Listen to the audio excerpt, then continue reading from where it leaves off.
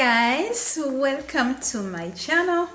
My name is Millie. If you're new here and if you're a returning subscriber, I really appreciate you guys. Like I said in my other video, YouTube is not sending out notifications to you guys, so some of you are not seeing my videos, but like I said, we are going to continue grinding. Yeah. And so I'm going to be looking in my phone to make sure I remember everything. I'm in menopause, so I don't want to forget anything. So in today's video, like it says in the title, I'm going to talk about 10 non-negotiables for my 50-year-old body. Yes, if you're new here and you don't know that I'm 50 years old, I guess my hair can speak for itself. So my number one is not listening to people telling me you look good. And don't misunderstand me. I like when people tell me I look good. I appreciate it. But one of the things I don't want to listen to when I tell people like, oh, I'm going to the gym, or I want to lose some weight because I have a lot of belly fat around my stomach, and people are telling me, no, Millie, you look good. You don't need to do that. Guys, I know sometimes people are trying to be nice, but that's actually not really good. And I think that's why some people, they end up being so overweight and maybe being in unhealthy situations because people, they don't want to tell the truth, you know. So I know myself. I know how my body looks like. I know how my body feels like. I know how I want my body to look like. I know how I want to feel. I want to feel energy. I want to feel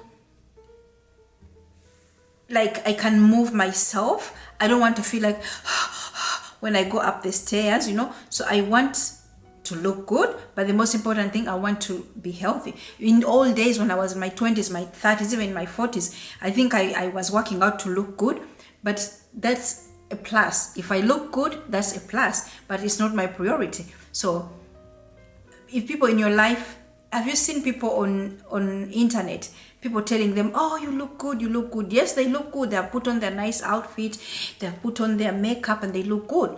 But when you look at their body, you feel like they're about to fall and have a heart attack.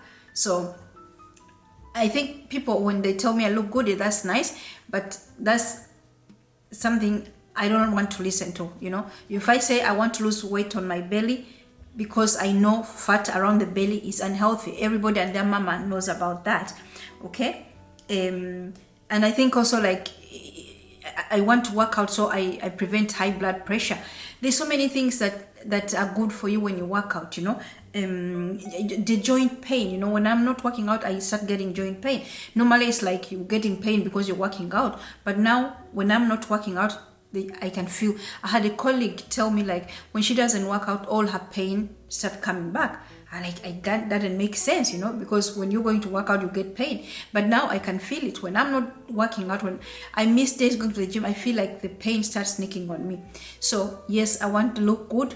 But for me, this when I am going to the gym, when I am doing all this, is because to prevent all these things that come with being overweight. Okay. And I think people look at me and say, Millie, you're not overweight, but I'm a short lady.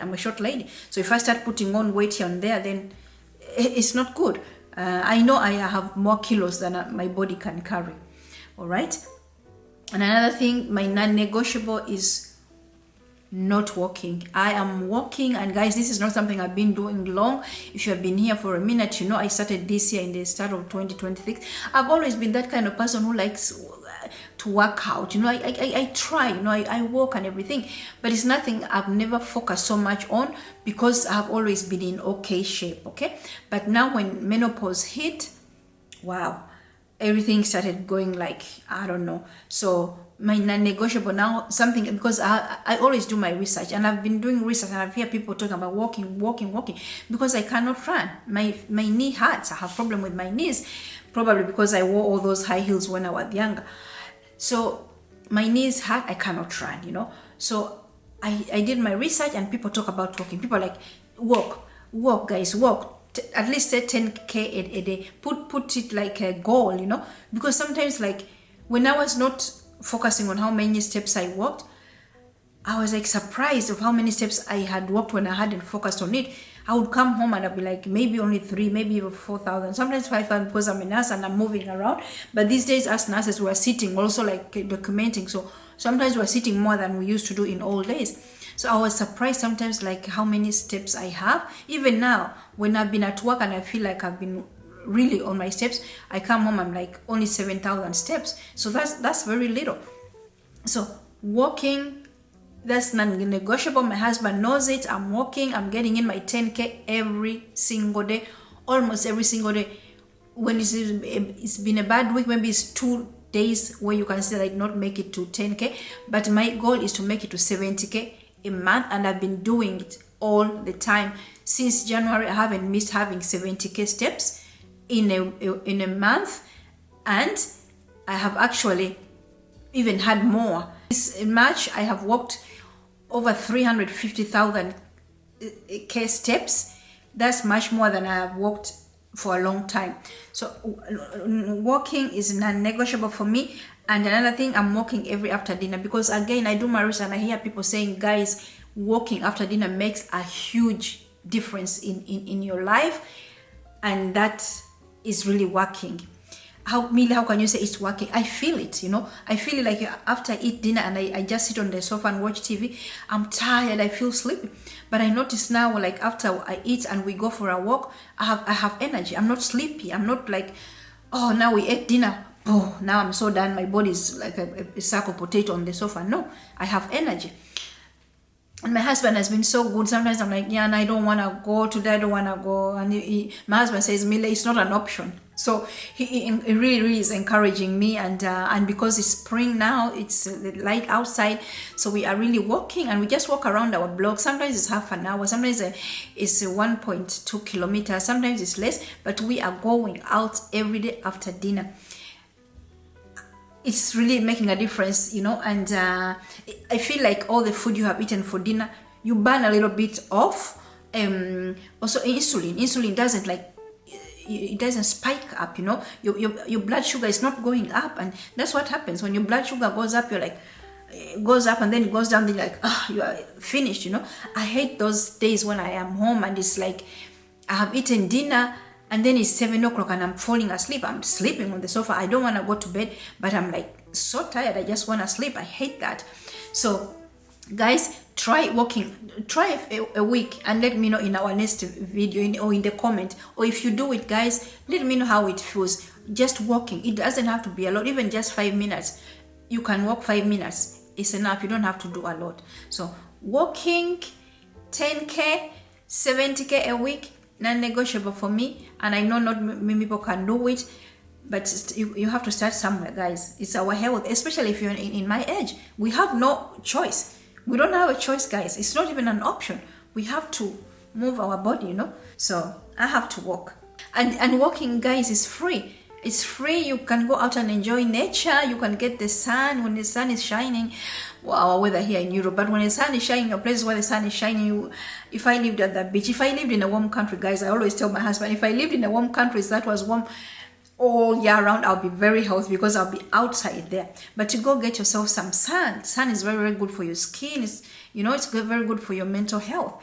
And walking is free. You can do it anytime. You don't have to go to the gym. You can do it anytime. And so long as my legs are functioning, I'm going to be walking. I think the message is consistency over intensity. And sometimes I cannot walk 10K in one piece. I just cut it, like half an hour here, half an hour there, 10 minutes here and there. So it takes long time, it really takes long time walking. I wish I could run, because when you're running, it takes shorter time. But I cannot do that. My knees cannot allow me to do that. So I'm just going to be walking. Like I said, consistency has been my word, and my husband is surprised that I have kept going, guys. When you were in Germany, we were walking, and he was walking. Sometimes he was going out to walk because the weather was so we were walking everywhere. All right. Number 3 is drinking. Yes, I stopped drinking. If you've been here for some time, I stopped drinking some time back. Well, it is 3 years ago. 2 years ago, I can't remember. I stopped drinking, but once in a while I have a glass of something, very rare, because I don't like how I feel anymore. I guess even when I was young, I didn't like how I feel, but pure pressure from people, society, that we have to drink when we are meeting other people. So I drink non-alcohol beer. I love it, I love beer, taste of beer. I learned how to love beer when I came to Denmark. If you come to Denmark, better believe you're not careful, you're going to learn how to drink even if you are never drinking. So I like my alcohol-free beer. That's what I drink. But I don't drink because drinking comes with so many problems. First of all, that like if you drink a lot and you get drunk, you lose control over yourself. If you're out and about, and I have seen people when I've been to parties and people doing things where I was like, wow.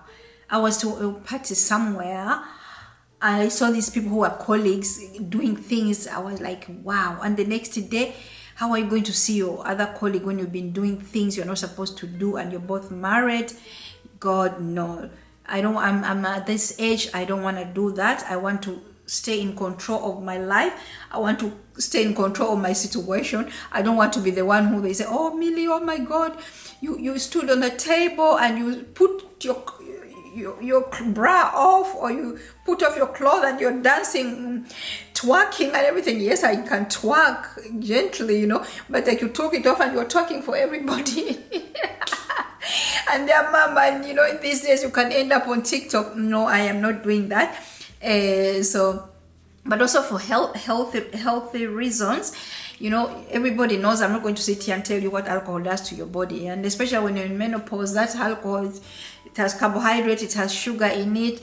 It's going to cause many problems, especially when you're in menopause. Alcohol never did anything good for nobody, but you're in menopause, it's just going to make your symptoms worse. Sometimes, like I said, I have a glass of something, but I can feel it. I can feel this heat. I can feel my heart palpitation. I guess that's what it's called, and it just messes with me. No, I don't like. I've never liked wine. I've never liked all these alcohol. I've never loved alcohol. I like gin and tonic, and but I've never loved alcohol. Like, wow, I have to have it. I have drunk it because people around me were doing it, so I can live without it. And I remember when I was working as a nurse in the hospital, and sometimes it's like a very stressful ward, and sometimes I came home and I couldn't sleep. I started like, I have to take a beer, or I have to take a glass of wine. Some nurses do that, and a very, very bad habit. But not drinking, non-negotiable. People would say, oh, Millie, have one. And in the beginning, people were like, oh, Millie, have one. Oh, have one. It's not going to do anything. Look, I have decided, I've made that decision. I'm not going to drink it. It doesn't do anything. It's like, I like cakes. I want to lose weight, but I'm still going to eat cake. I'm still going to eat chocolate because I love it. It tastes so good. But alcohol does nothing for me, taste-wise. So I can cut that out. So, yes, we're number 4. Non-negotiable for me, not stretching, guys. I used to not stretch when I was young. I would go to the gym and work out hours and hours and sweat, and I was in good shape, but I never stretched because I didn't feel the need for it. I think even younger people stretch. They need to stretch. I see a lot of them stretching. When you go on Instagram, on YouTube, when I'm looking for some exercises, I see even young people saying stretch. If young people in their 20s, 25, they are stretching a lot before they go to work out, what about me? What about me who is in her 50s, when my body is all stiff already and my muscles, they are all worked up, So non-negotiable for me. I hate doing it. It takes time, but I put on some nice music, and I have found some exercises I do. I do like 5-4 of them, and before I know it, I'm done and I'm ready to go. And I do the same thing after I work out, because our body is very stiff, and sometimes some people are sitting on their desk every day. You're sitting on your desk, and your muscles, they become stiff. Hello. So our bodies have become so stiff, So you don't have to go to the gym. You can, if you're the person who you're like, I don't want to go to the gym. I know this lady at my work. She said when I told her you need to lift, she was like, oh no, and I'm going to lift. So there's some people who are like, I'm not going to do those things, even if they say it's good for people over 50. She's like, she's not going to do it, but she goes to some workouts that helps with her knees and with her joints. So if you're like, I don't want to go to the gym, I don't want to work out, I don't want to do this, do some stretching at home. Go on YouTube, find some videos and do stretching. Be able to stretch, be able to bend. The whole thing for me is like, I want to be able to do things for myself. For me, doing all these things, preparing for me when I'm 70 to be able to do things for myself as long as I can. I want to get help, but I want to do things for myself as long as I can. Okay? So stretching is non-negotiable for me. I have to do it. I don't like doing it, but I have to do it. All right. And yeah, and also not just stretching, because I think people be like, oh, stretching is good for younger people, but in our age you need to do mobility exercise, but all these things I have just learned as I go.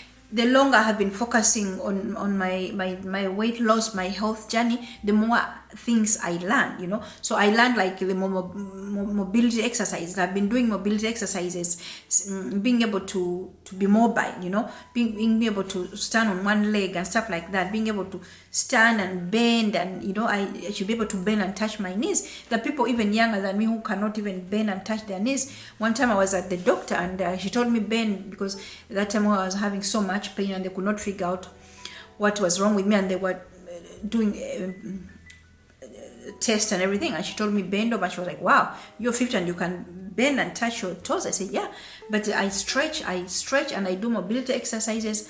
At our age it is so important, and you don't have to go anywhere, guys. You can just do it in your own home. I do squats. I can squat as African women. If you're an African woman born and raised in Africa and you cannot squat all the way down, you cannot squat a deep squat, I don't know, guys, because we grew up, some of us, going to the villages, and in the village they do not have those fancy toilets, so we used to squat like Indians and people from Asia, they squat. So I do a deep squat. I can do a deep squat, but I know a lot of people, especially Caucasian people, because they grew up with fancy toilets. They just sit. They cannot do that, so that they have to exercise to be able to do that. For me, it's so easy. Boom, I don't have to do much, and then I'm in a deep squat. So if you are my African person and you were born in Africa and you cannot do a deep squat, unless there's something wrong with your body and everything, we should be able to do a deep squat. So I do deep squats. I do some bending and stuff like that. Another non-negotiable for me, guys, in lifting, because in old days we are all afraid of lifting. We're going to be bulky, we're going to be big, like men and everything. No, you have to lift so many kilos in order to start looking like a man. So I have to lift. I'm lifting.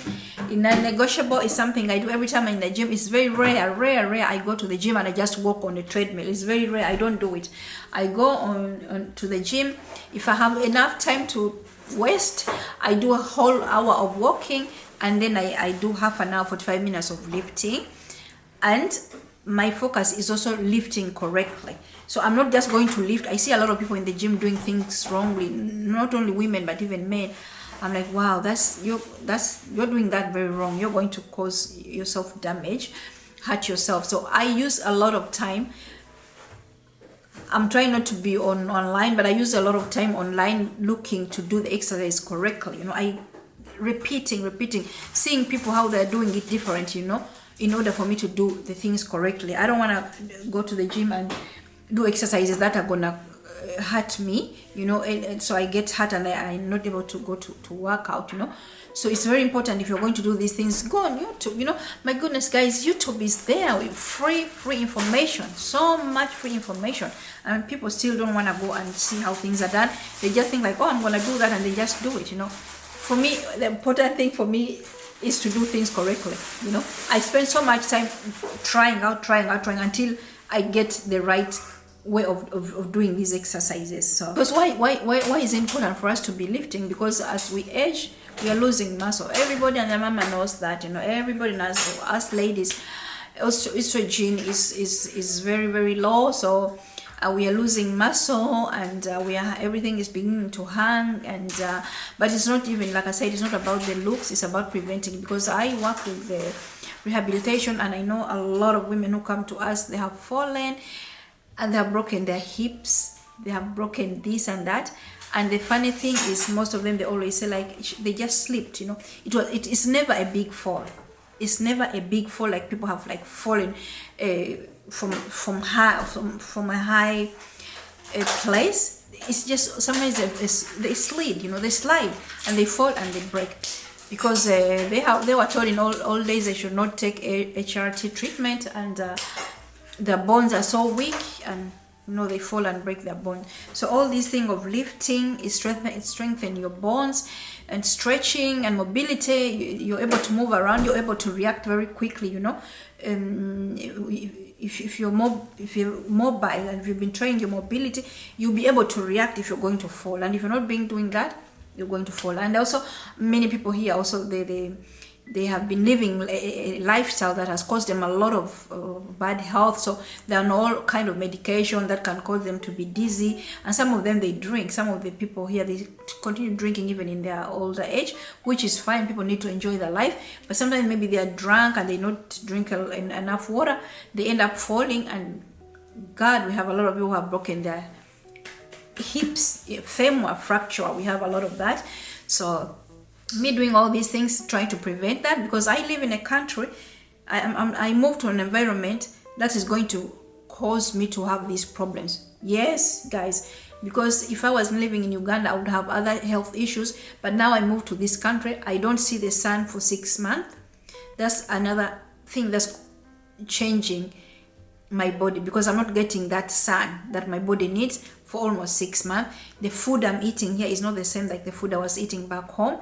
So moving here is causing me to get problems I would probably not have had if I was living back home, because I never saw any old people who had fallen and broken their legs, guys. I used to go in the village many times. I saw all these older people. I have never seen nobody in my family. I have never ever seen neighbors, nobody, the whole, because we know in Uganda, we know the whole village. I had never ever seen an old lady, or old man who had fallen and broken their hip.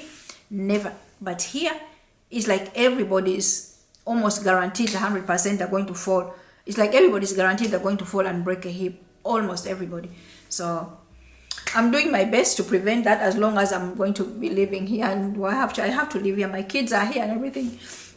So yeah, so lifting is a non-negotiable for me.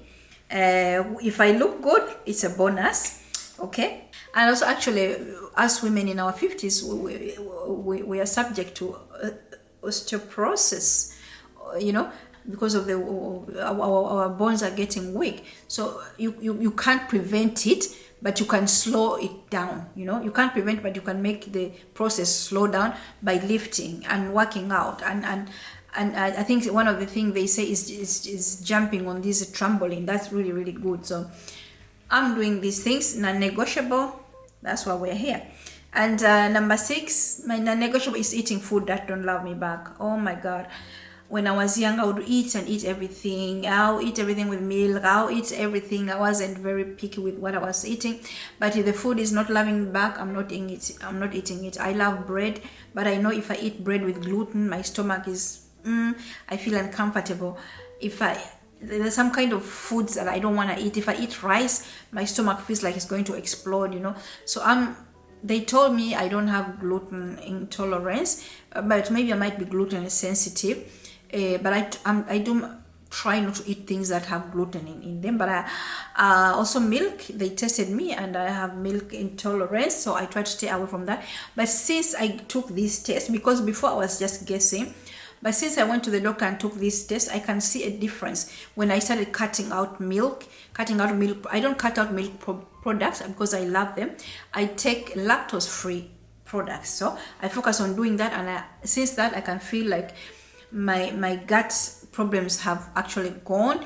And I also eat a lot of kefir. I eat a lot of Greek yogurt, stuff like that has good bacteria for my gut. So since that, I can feel like, yeah, I had problems. We would eat the same thing at home, all of us, the whole family, even when the kids were here, and I'll end up having so much gas in my stomach, and I have problems in my stomach. People's stomach react differently to food, and but I think again, you have to find out what works for you. You have to find which food loves you and which food doesn't love you. I love chocolate, and sometimes I can't find a good lactose-free chocolate. So when I eat chocolate with milk, I have to take my lactose tablet, and I'm good to go. So I am eating my salads. I am so focused on that. Guys, it takes time, and I can see why sometimes people, they give up, you know, because every evening after dinner, I prepare my bowl of salad in the evening, so it's ready, and some of the things I put them in the morning. So I wake up at 5:30, but all my life, I've always woken up at 5:30. And that sometimes it doesn't even have to ring, and I wake up. So you have to be on it. And like I said to my husband, this whole thing of health journey, getting back in health, it's on your mind all the time. I mean, it has to be at this point of my life. It has to be. I have no choice. Like I said, guys, I want to be able to do things. And to be honest, I got tired of looking at myself in mirrors when I'm out shopping. I'm tired of buying bigger clothes. I keep on buying bigger, and then I'm buying bigger, and then I'm buying bigger. No, I don't want to do that. So, and I've already started fitting my older clothes that I was not fitting anymore. So when you do that, you get encouraged, and you keep doing it, because when you see how much, I think another thing is looking at labels. When I started looking at the labels seriously, I was like, wow. Today I was shopping and I said, I could buy a bag of chips. It's Thursday, we are both home, and I looked and it had like 560 calories in it, and so it means I eat half, he eats half, I have 250 calories. That's a lot. So once in a while we do eat that, and we do eat that. When we're in Hamburg, we ate 2 bags of chips. I was like, we are on our vacation, we're gonna have that, but yeah, you have to pay for it. When you find out how much you're burning when you're moving around, you're not gonna be doing those things. So guys, I don't want to bring so much noise in your life, but you choose few things and take some, leave some. Okay. So I focus on whole food, on whole foods that are called whole foods, vegetables. If I'm going to eat bread, it has to be brown bread, and if I'm going to eat white bread, it has to be those kind of bread that are not like pure white. So that's what I'm doing. I think I'm not restricting myself. If you know me, I'm not restricting myself. I eat my chocolate, I eat my croissant. I have a wine once in a while. But I'm just focused on things that nourish my body. When I look at my salad, guys, I'm like, wow, it's beautiful, Then I want to eat it. I make it so nice that I want to eat it. Okay? Another thing is resting. When I say resting, I am not able to sleep 8 hours like many people, but I'm because it's like I have this alarm in my head. It just says, Emily, you need 6 hours, and then the alarm in my head goes off and I wake up. So I cannot sleep 8 hours. But if I was able to do, I will do that. But resting for me is not just the sleep. Resting for me is also saying no when I'm invited somewhere and I feel tired. I'm not going just because they have invited me. I can't say no. No. Resting for me means also like I can say, no, I'm tired today, I'm not going. Resting means for me like I have a bag of laundry waiting for me. No, it's going to have to wait. It means if I had to have people come over and I feel like the house is dirty and I have nothing to clean, we're gonna have to postpone that. Resting for me means saying no, not saying yes to everything. Or because I was invited, I have to go. Or because this thing happened, I have to go. Sometimes when the sun is shining outside and I'm like, I'm tired. Today I am so tired. Like when we came back from Hamburg, I was so tired. I was in here and the sun was shining outside. But guys, I also think the food we eat affects our mood, because when we're in Germany, I ate some unhealthy food. I ate a cake, I ate these chips, stuff like that. And when we came back, I was feeling kind of depressed. I could not understand. The weather was good and the sun was shining, but I said to my husband, the only thing I did, I went to the gym, but I came back, I did nothing. I was laying on the sofa, I was sleeping. I just said, okay, I'm too tired. I wanted to go out in the garden because the sun was shining. I said, I'm tired, I'm going to rest. So for me, resting is not just about sleep, it's about being able to say, I'm tired, I don't have to do that. Maybe there's a dirty area in your home, I'll just look away. I'm tired, I'm going to rest. So, because I don't want to cause myself more miserable by forcing myself to do things while I'm tired. Then the next day I'm going to be even more tired. So I like to rest. Eating protein, that's non-negotiable. If you've been here, I've been putting more protein on my meals. That's something I've just started doing. I've never been focused on it before, but I'm focusing on it now because I want to build muscle. And you have to build muscle, you need your protein. So yeah, I am eating proteins. I'm making sure every meal I have, there is some kind of protein in it and there's less carbohydrates in it, yes, because these carbs are going to come and sit on my lower belly and I don't like that. I'm eating carbohydrates, but I'm making sure the carbohydrates I'm eating, they're not those ones who are going to make my blood sugar goes like chook and my insulin go like puke. No. So I am eating protein. trying also to find plant proteins, because I don't feel like eating a lot of meat is good. Eating eggs and stuff like that. I ask Google, I ask YouTube. That's where I find my information, and I do a lot of research. I'm not just eating this because people are saying eat this, but I do my research, and I like the internet for that, because you get a lot of good information. Something else is stress. For me, it's so important to keep stress out of my life. And if you've been here for some time, you know how keeping my having peace is something like in a negotiable in my life. I need my peace. I don't want stress. If anything is stressing me out, either I walk away or I remove it from my life. Okay, but you cannot not always walk away, and sometimes you cannot not always remove things from your life. I had an episode at work that stressed me a lot, but I'm at work, I cannot remove myself. So I have learned a way how to reflect. I have learned a way how to sit and think about something, so I can put it away and not hold a grudge on it, or keep thinking about it over and over again. If somebody does something to me or says something to me, I tell myself there's something wrong with that person. There's something going on in that person's life. It has nothing to do with me. And if it's the patients and the loved ones, I always tell myself, Millie, they're in a crisis. When we were studying nursing, we learned a lot about crisis. So I always tell myself, they're in crisis. Even if sometimes I feel like the behavior is so bad, but we have a good boss, we can talk to her about things, and we help each other at work. So that's a good thing. But stress, I don't like stress in my life, because stress means high cortisol, and I don't want, if you're in your 50s, your cortisol going up is not good for you. So I try to remove myself from stress situations. Like, also, I don't hold on grudges. If people do something to me, I have learned how to, but this has come with age, I have learned how to let things go. If I cannot do anything about it, then why should I keep on thinking about it? If I have people in my life and they keep on having these behaviors and I cannot do anything, like I've tried, I remove myself from them, and I love them from a distance. If somebody has if somebody has done something to me, I have learned how to say pute. We call it in Danish, we call it pute, So of course I'm not going to let somebody walk all over me, but I think there's a word, that word called pute in Denmark. Somebody just say pute la vermere. Forget it. I can't translate what pute means, but it's like, leave it alone. It's not so important. Yes, guys, and we are on number 10. My non-negotiable is my HRT, my hormone replacement treatment. Non-negotiable. I take it every day, and it has made a big, huge difference in my life. And I'm grateful that right now I can still only have treatment for just one. I take estrogen, and it has been working for me. The stress I had, the depression I was feeling, the lack of energy I was having, all those things that come with it, with the menopause, I feel a lot of the things it has helped me. Yes, and which means that because it has helped me, it means I'm able also to do things that I was not able to do before.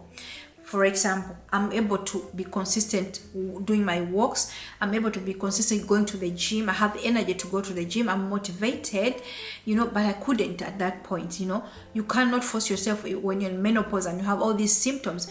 You cannot force yourself to say, okay, because even if like going to the gym is going to be good for you, but you can't. I couldn't, guys. I could not go to the gym. Now going to the gym is no problem. I go after work here in the weekend, when my days off, I wake up and go. It's no problem. I'm able to focus on eating healthy. I'm able to have time to do my salads and everything. But you cannot do that when your estrogen is so low. You cannot do that when your hormones are out of balance. I feel like taking my HRT has helped me a lot. And I know some people cannot take it, but if you haven't taken it and you have all these symptoms and you're still afraid, go talk to your doctor. I don't have a uterus, so it was easy for me just to start with estrogen. I'm grateful that I did my own research. I listened to my body, and I went to the doctor, and that has really, really helped me. and because of that I'm able to do a lot of the things I'm talking about. I could not lay down and stretch. I could not lay down and do exercise even at home. I couldn't. I just wanted to lay on the sofa, and you hear a lot of women saying that. Anyway guys, let's end the video here, and these were my 10 non-negotiables for my 50-year-old body, my menopause body. Let me know in the comments what are your non-negotiables are, guys, so maybe I can be inspired. But I hope this video inspires you. I don't hope it has brought a lot of noise for you, because I saw somebody making a video saying like there's so much noise, you know, like oh, I have to remember my vitamins, oh, I have to remember take my creatine, I have to remember this and this and that. But what's the noise? A lot of these things are necessary, you know. So anyways, leave in the comments what your non-negotiables are. These are mine. I hope you like the video. If you haven't subscribed, guys, why are you not subscribing? Please subscribe. I make good videos. We have fun here. And yeah, let me know, guys, what you think about the video. So anyway, I'll see you in another video. All right, bye.